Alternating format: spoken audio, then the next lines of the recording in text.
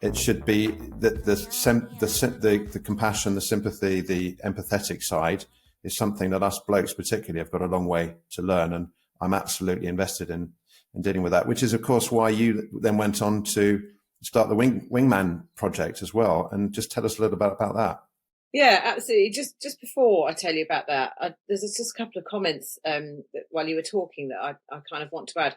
The other reason that he mellowed, this captain, is because I made it my business to be good at my job. So I always wanted to make sure that I was there because I was a good pilot and not because I was a girl. So that I did sort of, that was the only challenge I ever really faced was making sure people understood that I was there because I was good at my job.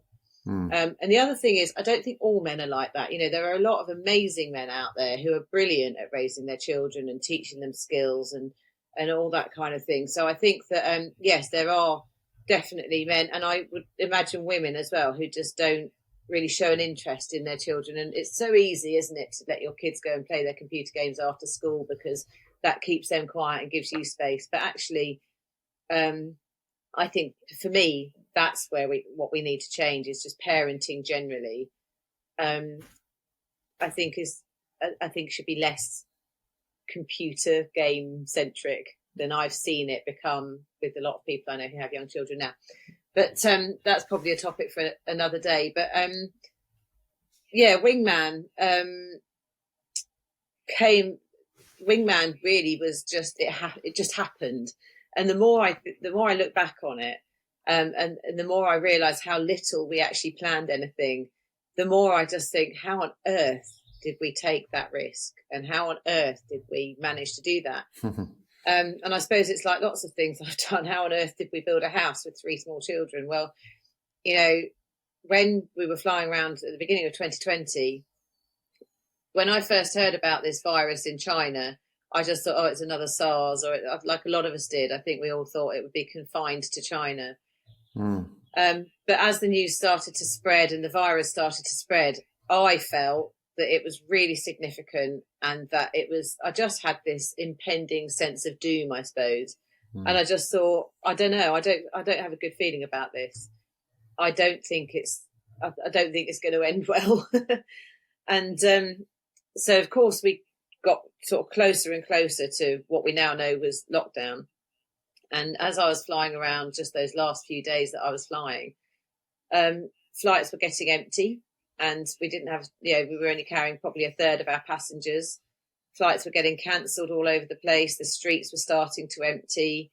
And I just thought, I could see, I've often described it as I felt like there was a tidal wave coming towards us and in the aviation industry. And I just felt that there was something we could do about it, because I thought, well, that if we're all going to be grounded, which is what I kind of could see was coming, we all knew it was coming. If we're all going to be grounded, there's going to be thousands of people sitting around doing nothing who could help the NHS. If the NHS is going to struggle, surely the thing to do is to help in some way. And initially, I didn't really know what that was going to look like, because I thought, well, cabin crew are all first aid trained, pilots are all first aid trained to some extent. Perhaps we can be the first, perhaps we can help in that way. But I was a peer support mentor at EasyJet as well. And I called up the professor that oversaw that programme. And I said, well, we've got to be able to do something here. And he said, yeah, absolutely. There's another guy you should speak to. And he put me in touch with this BA pilot. And we got chatting and came up with this idea that actually we could do peer support effectively for NHS staff. And it didn't have to be very complicated. It was tea and empathy. And 3 weeks after that initial conversation, our first lounge opened in the Whittington Hospital in London.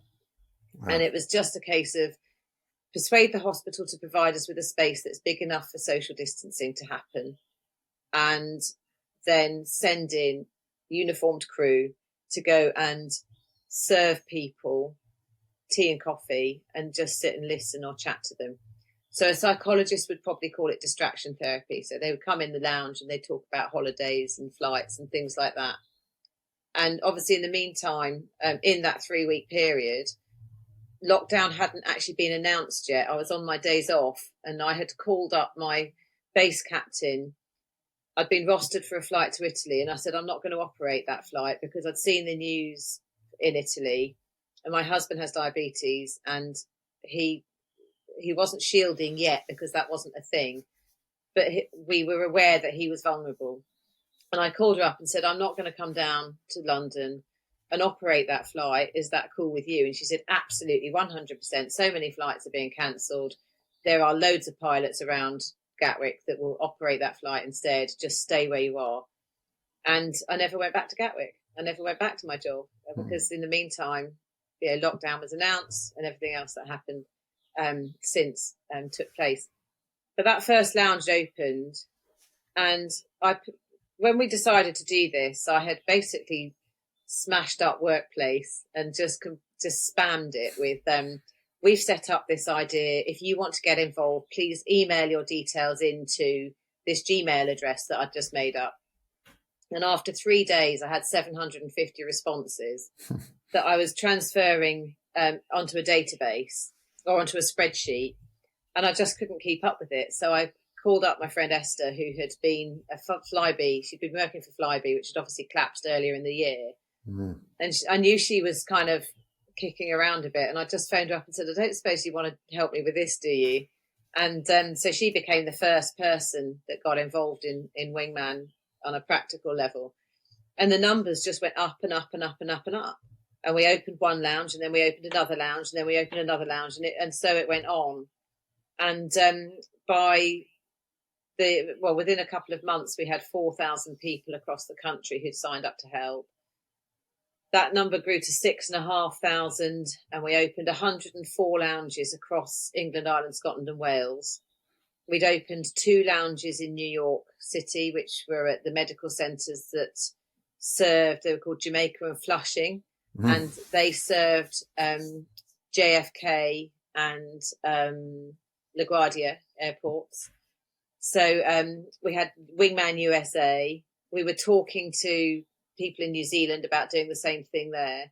And it just captured, I think, the heart of Aircrew, who were used to being busy and also used to serving people on board. Because if you think about what we do, what cabin crew particularly do, they basically welcome people on board the aircraft.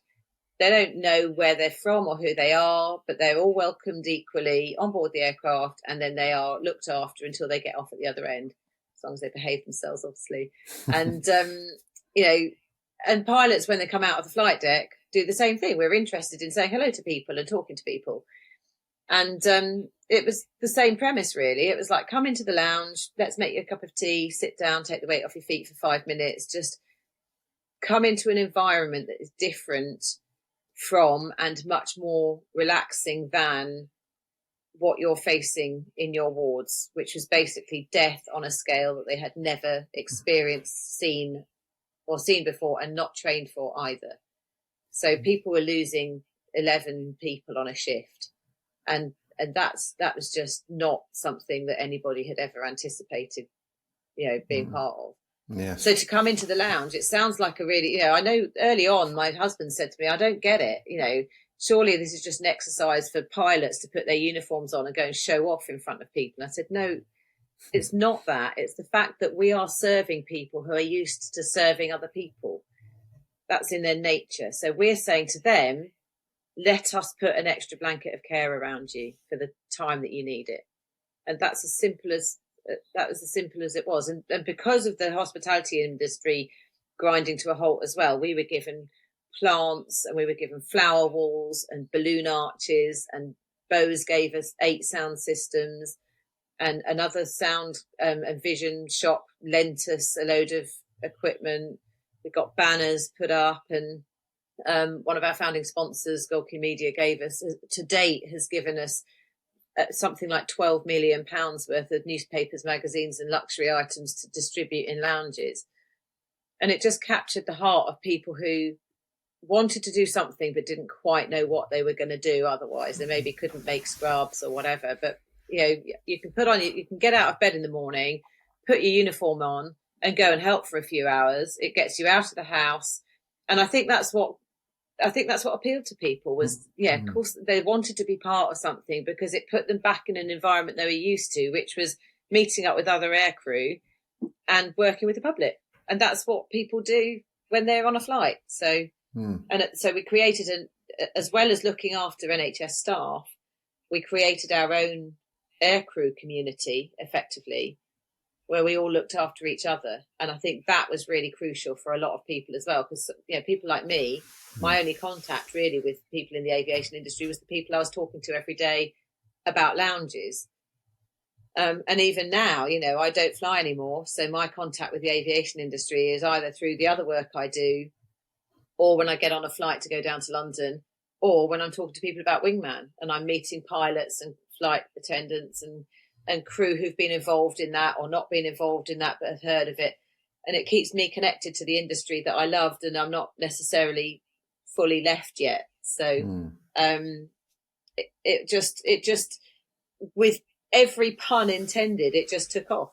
Yeah, no, it's brilliant. And there are so many messages there. I think it just goes back to the fact that, similar to the crew, and when you hadn't passed your command course of sticking your hands up and just saying this is me and laughing about it, to the captain in Stansted that you talked to, is actually you took interest in other people, of what's going to help them, what's going to benefit them, what's going to soothe them, and how can I best play my cards with that. And it wasn't manipulative, as you pointed out. You just kind of crack on with it. I mean, fortunately, you've obviously grown up in a very welcoming and very caring and empathetic environment, and you're just passing that message on. And so many people are standing guard over humiliation and shame and all the rest of it, whereas you've managed to do that. And the thing is, it inspires us. If we find somebody to give us the kind of open the door for us, then it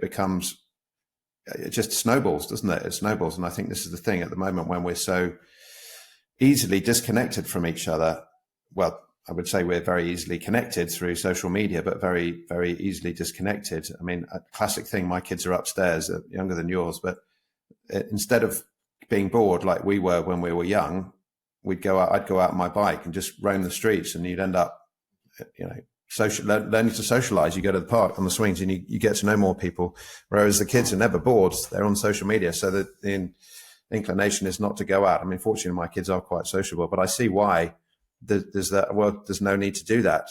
And I think for you to actually say we need to connect here and just need to pat somebody on the shoulder, we need to listen to them and just show interest in them, basic human skills, which if we just concentrate on, that's the vision. That we don't have to have these great visions of building the Eiffel Tower or creating designing the next new aeroplane. We just think, well, actually walking down the street and smiling at somebody is a huge purpose to have in life, a huge vision to look forward, because it means we can just open the door and walk out. We can have this overwhelm. I'm sure I know that one of the big things for you to support the NH staff with was the overwhelm of it all. And we can be completely overwhelmed with too much choice and too many ideas, and just we can't make a decision now. But actually just walking out the street and showing some interest in other people is the basic survival technique of life for other people and for us, isn't it, really? Very much so. And I think it's the same with, obviously I've transitioned from being an airline pilot to running businesses, and business and humanity is all based on relationships. And I think COVID, before COVID, and I've posted a bit about this on LinkedIn this week, talking about the fact that, remember before COVID, we used to just pick up the phone and talk to people because we hadn't spoken to them for a while. And then we would maybe arrange to go down the pub for a drink or whatever. And COVID just shrunk our world so much because we became confined to our own four walls for such a long period that now people kind of think, well, I don't really want to go out to the pub anymore. I quite like being at home. I don't have to drive anywhere and I don't have to see anyone.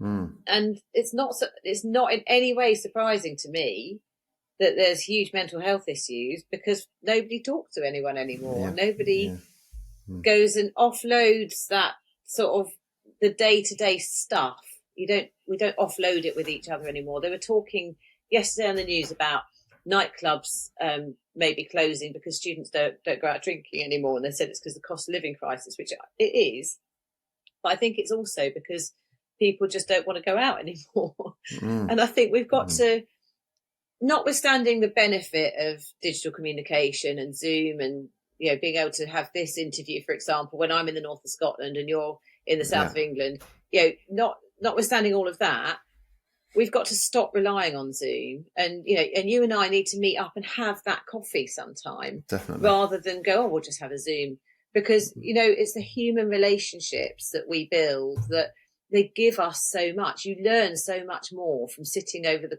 table at a cafe with someone, learn about yourself, and you bat ideas around. And then there's the other side of it, which is the download, which I think women are really good at, because, I go for a walk with my girlfriends a couple of times a week.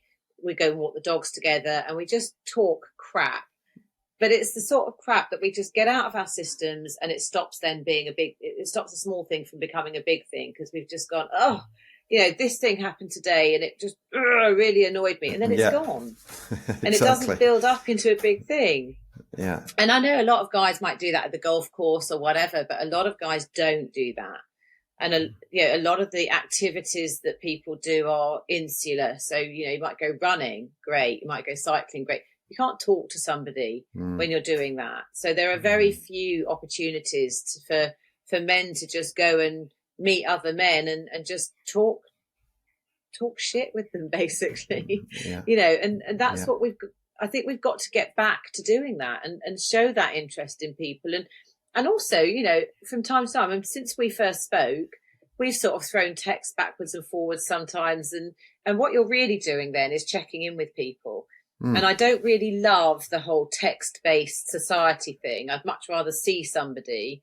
But it does mean that I can check up on my mate in Teesside, who I know is going through a hard time at the moment. I can just bang them a quick message. They can read it when they want to. And I can say, hey, how are you doing? And then perhaps we will pick up the phone and talk to each other. But the thing is, we've just got to have that.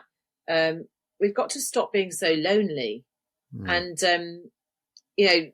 one of the responses to loneliness that I've been so proud of my dad for dealing with is, Mum and Dad moved up here 6 years ago. So they moved away from the area they'd always lived, and they've made their own friends and everything. And my dad realised there was a lot of lonely people around where we live, which there are everywhere. So he and his friends set up a free coffee morning on a Friday morning from 10 till 12 in the town hall.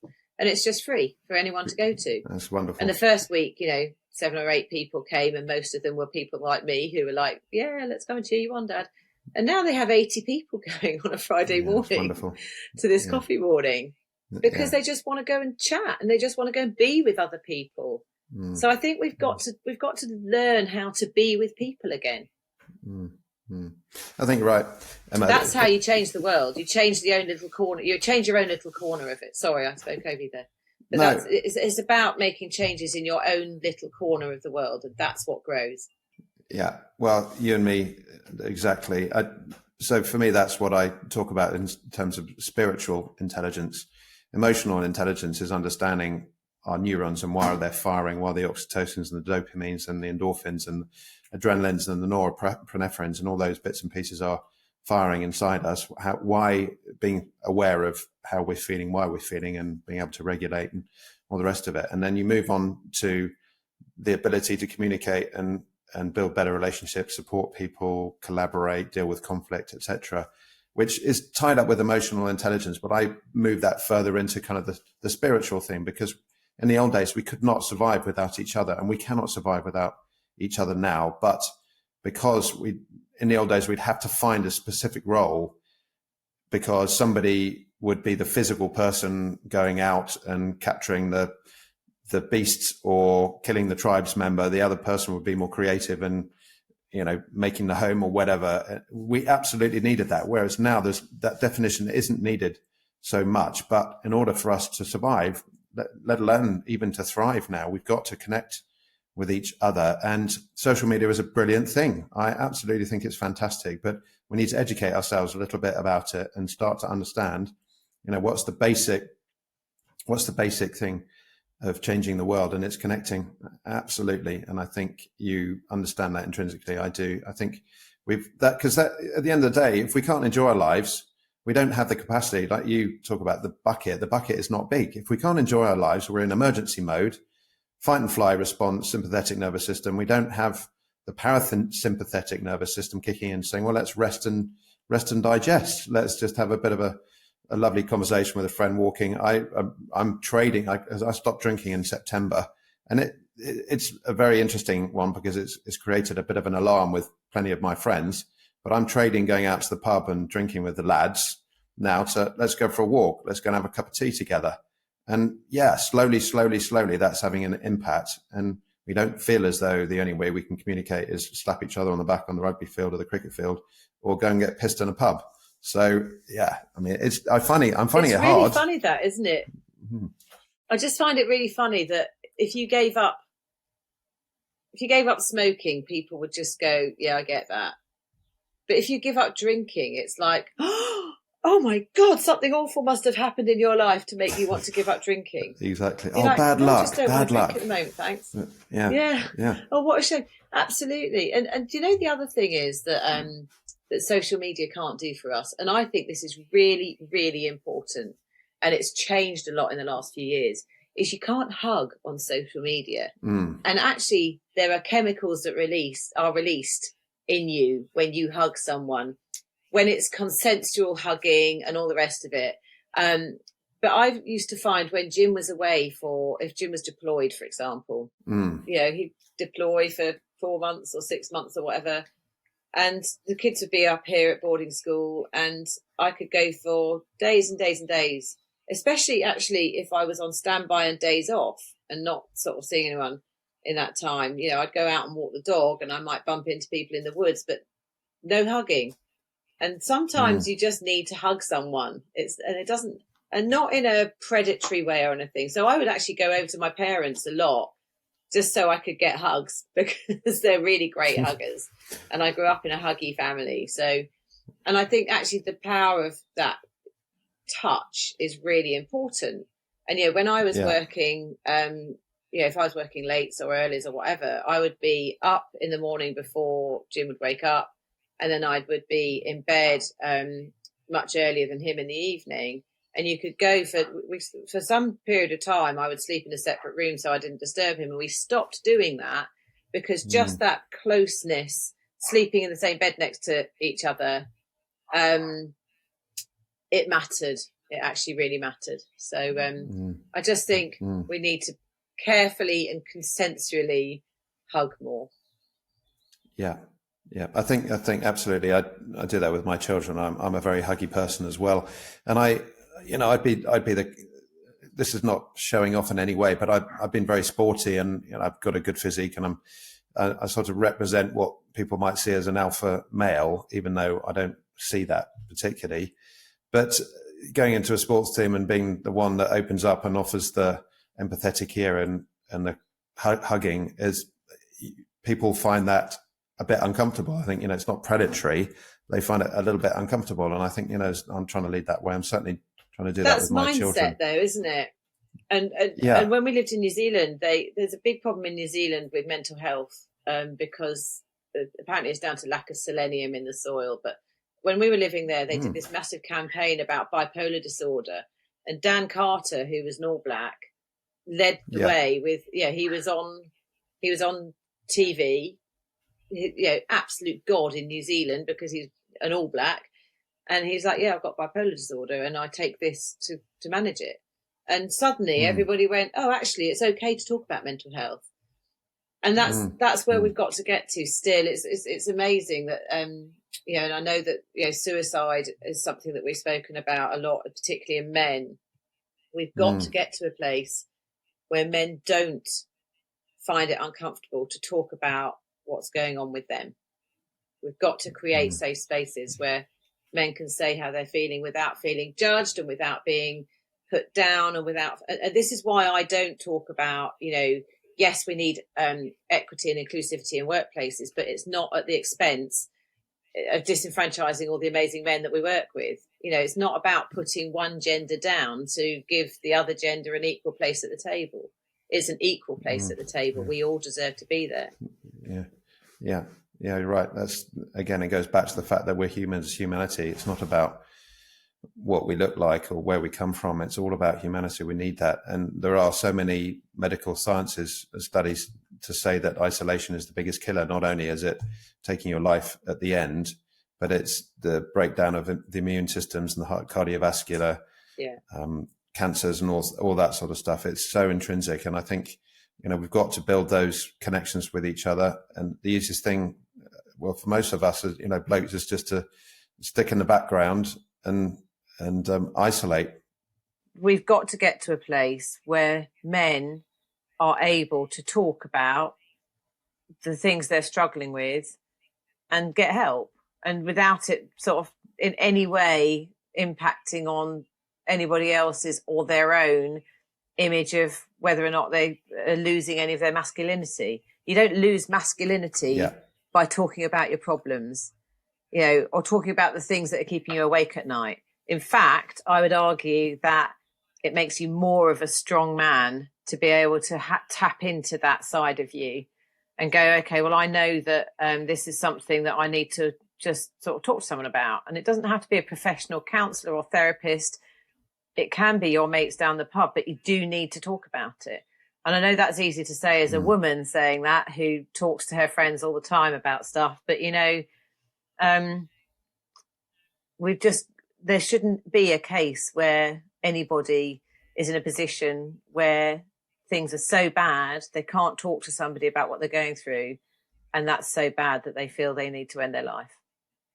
That's something we have to change. I think you're absolutely right. It's a responsibility of all of us. And responsibility, as I've learned through my spiritual readings, is about being able to respond to the situation or the circumstances we're in. Responsibility, responsibility. And this is where we need to start responding to our current circumstances. The statistics are absolutely terrible. And I think, again, it's not exchanging the old ideas of masculinity and scrapping all those and starting again. No, it's just adding that extra level of understanding, the feminine side of it, the intrinsically empathetic, nurturing side to it, to add on top. And again, for you guys, I wouldn't say you because that's labeling again, but for the females generally, is building that confidence to actually be a bit more punchy, which is effectively what you have done in both your career as a pilot and in the Wingman Project, and everything you do is just like, I'm going to go out there and I'm going to smash it. And I think a lot of women have found is that, or they're being trodden down by the aggressive males. So we've both got our different sides to balance out on that, haven't we, really? Very much so. Yeah, absolutely. Because we all have a choice about how we respond to people. And, I choose, and I'm sometimes seen as being a bit stroppy, but I choose not to be in an environment where anybody actually can put me down because they think they're better than me, and particularly not if they think they're better than me because they're different. They're a different gender than I am, and so I have been described as being feisty or whatever, and I'm like, no, I'm not being feisty. I'm just saying that because I happen to be female, it doesn't mean that my ability and my views or anything like that are any less significant or important than yours just because you happen to be a man. And actually, I don't look at you as being a man and think to myself, well, you must be, you've got to toughen up and get through it. I see, I've got a son who went through a relationship breakup, and somebody that I love very much actually said, well, he's just got to get over it, hasn't he, and move on. And I'm like, how about no? How about he's got to be allowed to grieve for what he's lost in exactly the same way as a woman would, and that can take him as long as it needs to take him. And I was quite shocked that this person who, made that comment had even made it, especially given that they know me in the first place. I was like, no, we've got to not think like that. Just because he's a boy, he has not got to toughen up and get over it. He's got to have the time he needs to process the fact that this thing has gone from him. even if it's your choice to end a relationship, for example, it doesn't mean that there's no grief process to go through, and you're allowed to have that just like everybody else is. Yeah, I think absolutely. At the end of the day, it's the noose around the neck, isn't it? Again, just going back to the terrible subjects of suicide, 3 people took their own lives in 18 months when I was 17, 17, one from the same family, very close to us. Just absolutely appalling. We see it everywhere, and that's because blokes are told to man up. I mean, my last operation, I remember sitting there when we were down route somewhere, and one of the guys saying, "I'll just man up and drink your beer." I just think that's what encourages 76% of people who have taken their own lives in this country to be men. We can't do that anymore. It's not good enough. It's not responsible. It is not a responsible way to live. It's not a responsible attitude. We've got to be able to talk to each other. It's not, absolutely. And it's a bit bizarre, really, because I don't know, I suppose it's a bit like telling someone to man up, telling a man to man up is a bit like saying to a woman, be more pathetic. It's like, isn't it? Yeah. It's a bit like saying, don't even try and change a tyre because you're a woman. So just be a bit more womanly about it, and then a man will come along and save you. It's just like, no, just shut up. Yeah.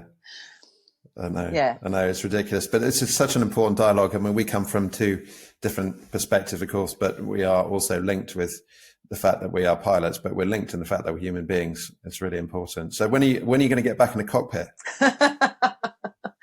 Well, when an airline bases itself in Inverness, I don't have to commute.